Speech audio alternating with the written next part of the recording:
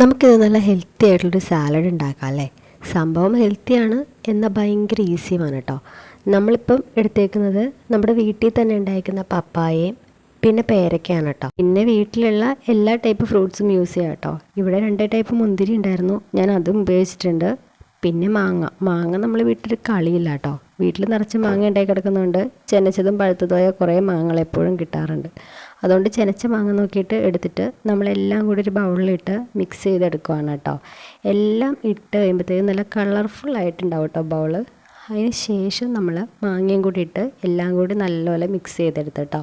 അതിലേക്ക് നമ്മൾ കുറച്ച് യോഗേർട്ട്, എത്രമാത്രം യോഗേർട്ട് വേണോ അത്രയും മാത്രം യൂസ് ചെയ്യാം കേട്ടോ. യോഗേർട്ടിന് ചെറിയൊരു പുളിപ്പുള്ളത് കൊണ്ട് പുളി അധികം ഇഷ്ടമില്ലാത്തവർക്ക് യോഗേർട്ട് കുറച്ച് യൂസ് ചെയ്താൽ മതി കേട്ടോ. പിന്നെ ഇത്രയും മാത്രം കൊണ്ട് കഴിക്കാമെങ്കിൽ അങ്ങനെ മിക്സ് ചെയ്ത് കഴിക്കാം.